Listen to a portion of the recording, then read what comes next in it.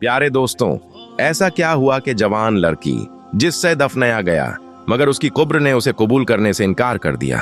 जैसे ही मैयत रखी गई, जमीन फट गई और अंदर से सांप और बिच्छू निकल आए। लोग हैरान थे। कुछ कह रहे थे कि वह सोना बहुत पहनती थी। क्या सिर्फ सोना पहनने से अल्लाह का ऐसा खौफनाक अजाब आ सकता है, या फिर कोई ऐसा पोशीदा गुनाह था जो रब की नजर से कभी छुपा ही नहीं? आज हम इस वाकये का सच बयान करेंगे ताकि हम सब अपनी जिंदगी का जायजा ले सकें, क्योंकि यह कहानी सिर्फ उस लड़की की नहीं, हम सब के लिए एक सख्त तंबीह है। आज का वाकया मैं आपको अब्दुल गफूर नामी मस्जिद के इमाम साहब की जुबानी सुनाऊंगा। कहते हैं यह असर के बाद का वक्त था और इस वक्त गर्मी बेइंतहा की थी। बहुत हब्स फैला हुआ था और घर से बाहर कदम रखने को भी दिल नहीं करता था। मस्जिद में असर की नमाज के लिए आने वाले लोगों की तादाद बहुत कम थी।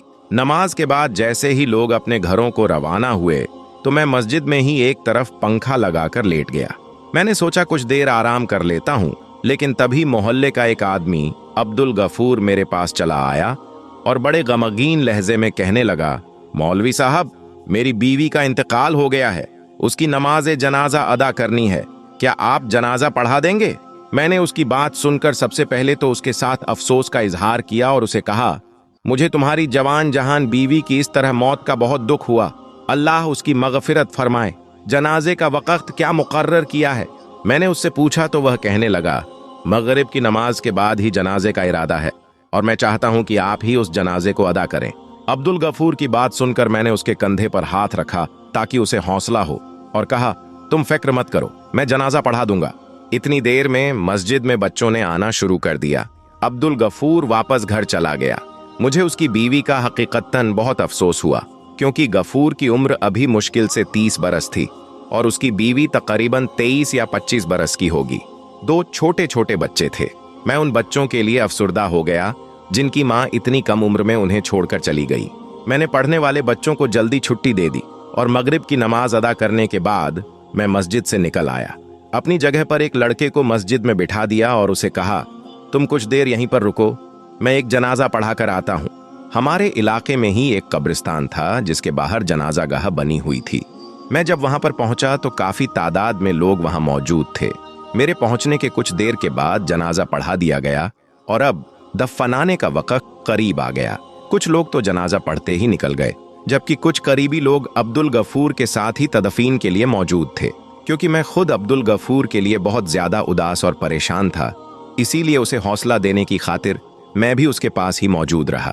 कब्र पहले ही खोदी जा चुकी थी और उस वक्त मैयत को कब्र में उतारा जा रहा था, लेकिन जैसे ही कब्र में मैयत को उतारते तो एकदम से ऐसा लगता जैसे कब्र तंग होने लगी हो और कब्र में से अजीब सी आवाजें आ रही हों और कब्र के अंदर सांप और बिच्छू एक बड़ी तादाद में दिखाई देने लगे, जिनकी फुंकार में एक अजीब सा खौफ महसूस होता और वह सांप और बिच्छू मैयत को डसने लगते, काटने लगते। यह मंजर और यह आवाजें सुनकर वहां पर मौजूद लोग खौफजदा से हो गए। उनमें से कुछ तो अस्तगफार करते हुए वहां से भाग निकले, जबकि अब्दुल गफूर भी परेशान नजरों से कभी मैयत की तरफ देखता, कभी कब्र की तरफ देखता।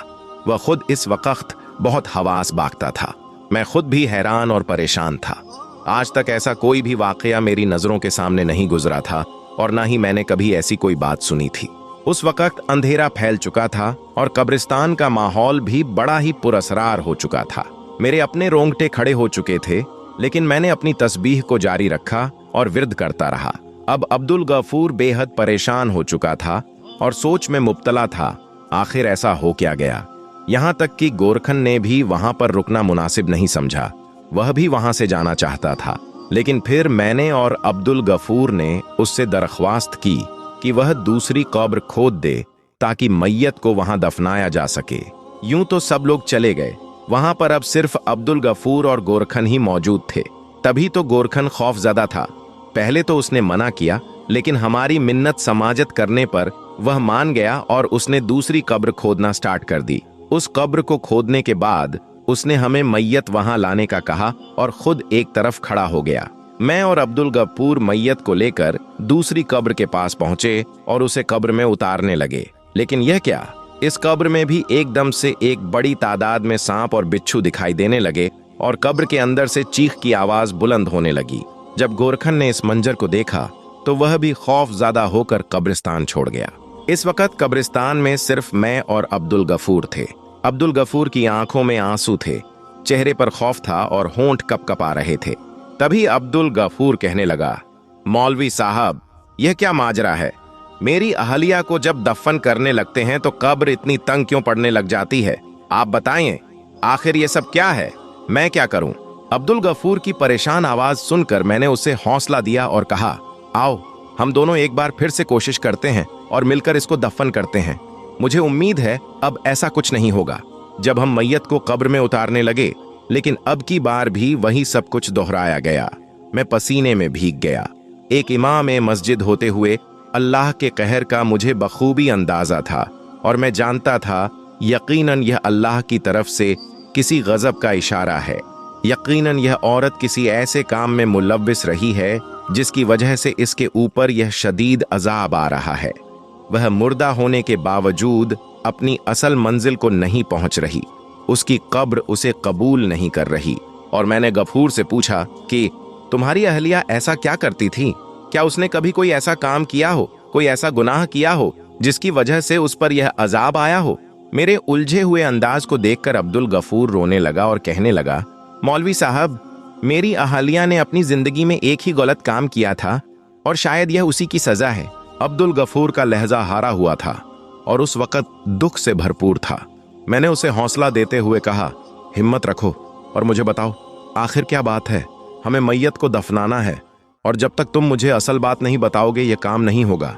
वैसे भी सब लोग यहाँ से जा चुके हैं, अंधेरा बढ़ चुका है और ईशा का वक्त करीब आ गया है। तुम मुझे असल मामला बताओ ताकि मैयत को दफनाकर हम लोग भी यहाँ से रवाना हो सकें। अब्दुल गफूर भी जैसे सूरत हाल की नज़ाकत को समझ चुका था और तभी कहने लगा, मौलवी साहब, ये आज से 6 साल पहले की बात है जब मैं और मेरी अहलिया किसी और इलाके में रहते थे। हम बेहद खुश थे। मेरी शादी को अभी 3 साल ही हुए थे और मेरे घर सिर्फ एक बेटा ही था। मैं एक अच्छी नौकरी करता था। मुझे वहां से जो रकम हासिल होती उसमें हम दोनों मियाँ बीवी और हमारे बच्चे का गुजारा हो रहा था। लेकिन मेरी बीवी को बनाव सिंगार का बहुत शौक था, नए नए कपड़े पहनने का शौक था और जब भी वह किसी दूसरे की औरत को देखती कि उसने अच्छे कपड़े और जेवरात पहने हुए हैं तो उसके दिल में हसद और हसरत जागने लगती और वह अक्सर मुझे भी कहती, अब्दुल, आप नौकरी के साथ कोई और काम भी करें, कोई और कारोबार भी करें। खाली इस नौकरी में क्या रखा है? हम कब तक यूं सिसक सिसक कर जिंदगी गुजारेंगे? कब तक यूं हम ख्वार होते रहेंगे? मेरी भी तो ख्वाहिशें हैं। हम भी तो अपनी जिंदगी फुर्सत में गुजारना चाहते हैं और जिस चीज की मेरा दिल ख्वाहिश करता है मैं वह पूरी करना चाहती हूँ।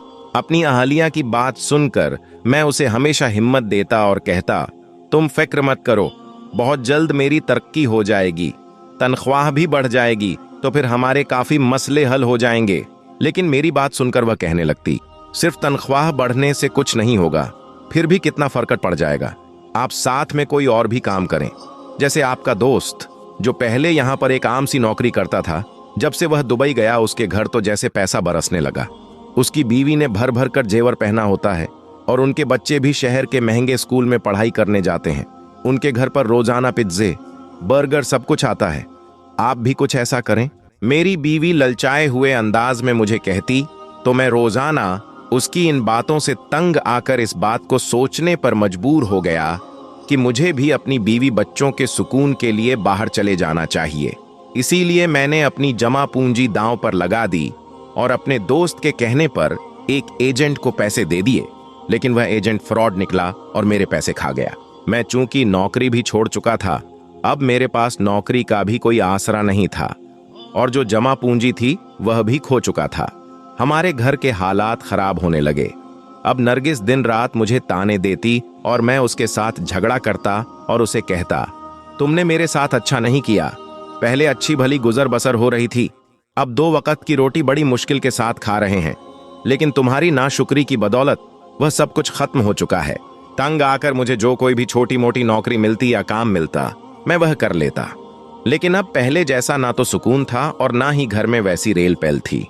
नरगिस ने भी घर के हालात को देखते हुए एक घर का काम पकड़ लिया।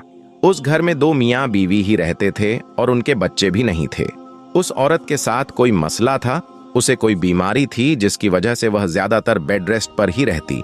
इसलिए नरगिस एक तो उस औरत की देखभाल करती और फिर साथ साथ उनके घर का काम भी करती, जिसके उसे अच्छे खासे पैसे मिल जाते थे। नरगिस अक्सर घर पर आकर उनके बारे में बात करती और बताती, आज साहब ने अपनी बीवी के लिए 3,000 का सूट लिया है। और कभी आकर कहती, आज साहब ने अपनी बीवी के लिए सोने की अंगूठी तोहफे में दी है। मैं हैरान होकर उसकी बातें सुनता, क्योंकि वह औरत तो बीमार थी और साहब का काम तो अच्छा था, वह अपना कारोबार करते थे। जबकि नरगिस कहती, जब भी मैं अपनी मालकिन को देखती हूं तो दिल में हसरत जागती है। उस औरत ने भर भर के दोनों हाथों में सोने की चूड़ियां पहन रखी होती हैं और इसके अलावा गले में चैन, कानों में टॉप्स और हाथों में 2-3 अंगूठियां तो मामूल की बात है। सब कुछ सोने का है और मुझे देखो, मेरे पास तो एक छल्ला भी नहीं है। नरगिस अक्सर हसद के साथ यह सब कहती और नाशुक्री करती और मैं अफसोस से उसकी तरफ देखता रह जाता। हमारे दिन गुजर रहे थे, लेकिन जो पहले वाली बात थी अब वह बाकी नहीं रही थी। कुछ मेरे और नरगिस के दरमियान भी एक दरार सी आ गई थी। हम दोनों एक दूसरे से थोड़ा खिंचे खिंचे रहते थे, क्योंकि हालात बदलने के बाद मैं उसका कसूरवार नरगिस को ठहराता था और नरगिस मुझे। अभी कुछ दिन ही गुजरे थे जब एक दिन नरगिस की बेगम साहिबा का इंतकाल हो गया। उनके इंतकाल की खबर ने मुझे और नरगिस को बेहद अफसुर्दा कर दिया था। इस वक्त नरगिस उनके करीब ही मौजूद थी, जबकि उनका शौहर अपने काम पर गया हुआ था। नरगिस ने ही उसे उनकी बेगम के इंतकाल की खबर सुनाई और इसके बाद नरगिस उनकी तदफीन तक वहीं पर मौजूद रही। और नरगिस अब बड़ी परेशान भी थी, उसका काम जो छूट गया था और अब वह घर पर ही रहती थी। मैं उसे हौसला देता और यही कहता, तुम फिक्र मत करो, अल्लाह तुम्हारे लिए कोई और सबब लगा देगा। लेकिन मैं नहीं जानता था कि नरगिस की परेशानी के पीछे कोई और वजह है। और जब मुझे इस वजह का पता चला तो मैं खुद भी बेहद गुस्सा हो गया। एक दिन अचानक जब मैं शाम के वक्त जल्दी घर आ गया, उस दिन मेरी तबीयत कुछ ठीक नहीं थी और उस वक्त नरगिस को मेरी आमद के बारे में पता नहीं चला। वह अपने हाथों में सोने की चूड़ियां पकड़कर बड़ी हसरत से उन्हें देख रही थी। उन चूड़ियों को देखकर मैं एकदम हैरान रह गया और बेइख्तियार नरगिस से पूछा, यह चूड़ियां कहां से आई हैं? किसकी हैं? मेरी आवाज सुनकर वह बेहद घबरा गई और चूड़ियां उसके हाथ से छूटकर गिर गईं। जबकि बौखलाए हुए अंदाज में उसने उन चूड़ियों को एकदम उठाया और कहने लगी, अरे आप कब आए? वह मुझे देखकर घबरा गई थी, जबकि मैंने उसके सवाल को नजरअंदाज करते हुए उससे कहा कि चूड़ियां किसकी हैं? कहां से आई हैं?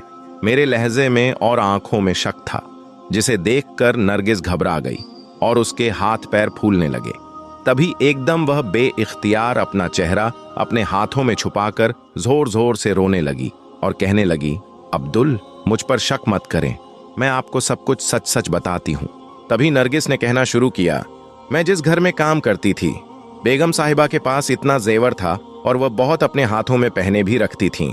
मैं उनको अजीब सी हसरत से देखती थी। मेरे दिल में भी ख्वाहिश पैदा हुई कि मैं भी ऐसा जेवर पहनूं, अपने हाथों में इस तरह की चूड़ियां पहनूं, अंगूठियां पहनूं।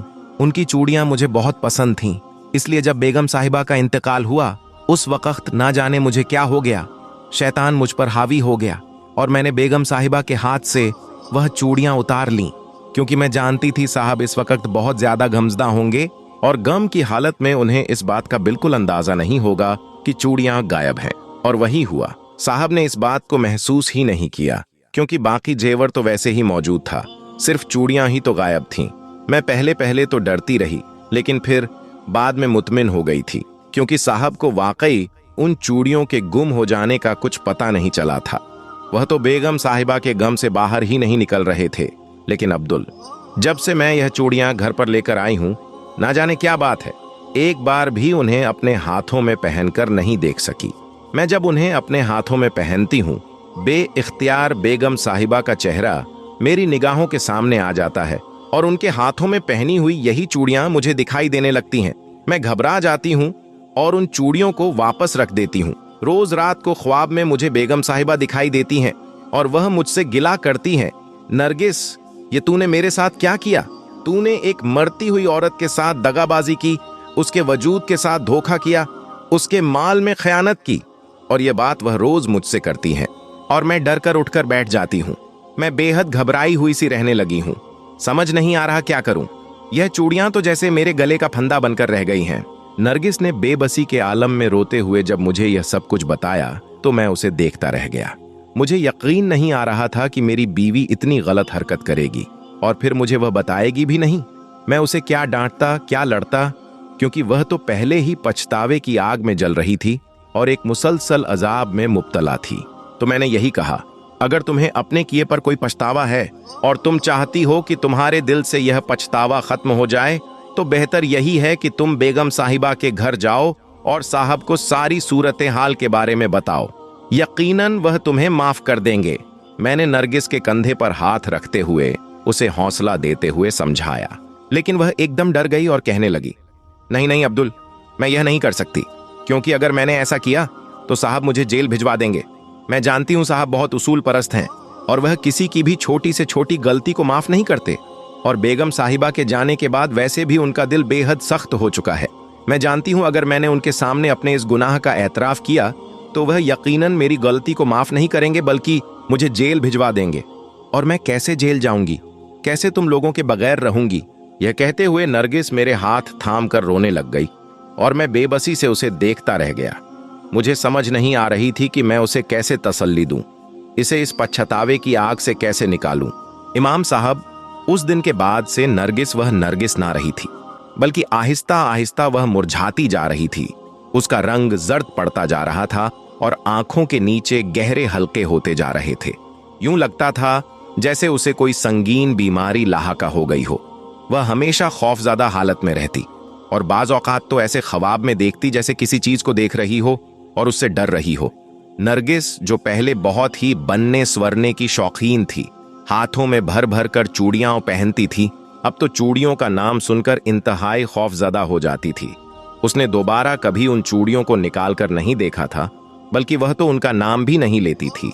इसी हालत में हमारे घर एक बेटी ने जन्म लिया, लेकिन नरगिस का दिल उस बेटी के साथ भी नहीं लग सका। वह अपने पछतावे और खौफ के हिसार में थी।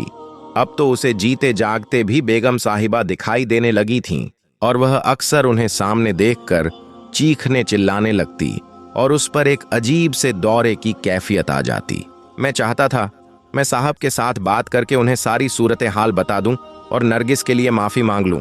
शायद इस तरह नरगिस इस पछतावे की आग से निकल सके और उसकी हालत बेहतर हो जाए।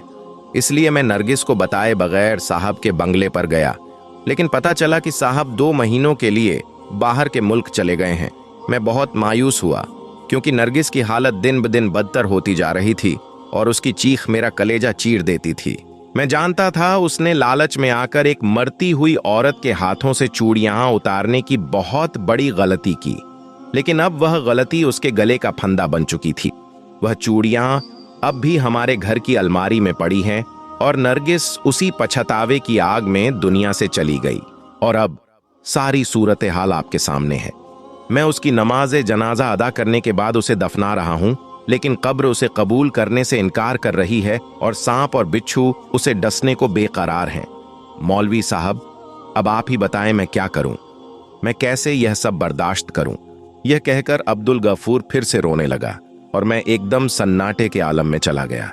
मैं सोच भी नहीं सकता था एक औरत ऐसे गुनाह में मुलव्विस होकर इस तरह के अजाब में मुब्तला हो जाएगी।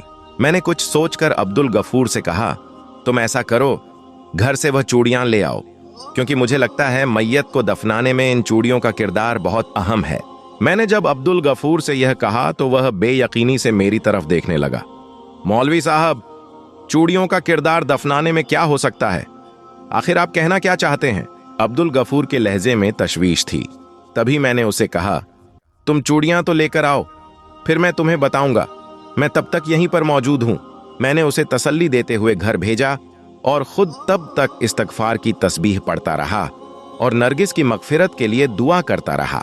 तभी 20 से 25 मिनट के बाद अब्दुल गफूर कांपता हुआ वापस आया। उसके हाथ में वह चूड़ियां मौजूद थीं।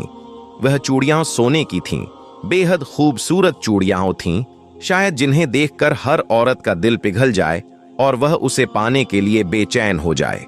नरगिस की ख्वाहिश भी कुछ ज्यादा थी, लेकिन उसने अपनी ख्वाहिश को पूरा करने के लिए गलत कदम उठाया और एक मरती हुई औरत के हाथ से चूड़ियां उतारकर हमेशा के लिए खुद को एक मुसलसल अजाब में मुब्तला कर लिया।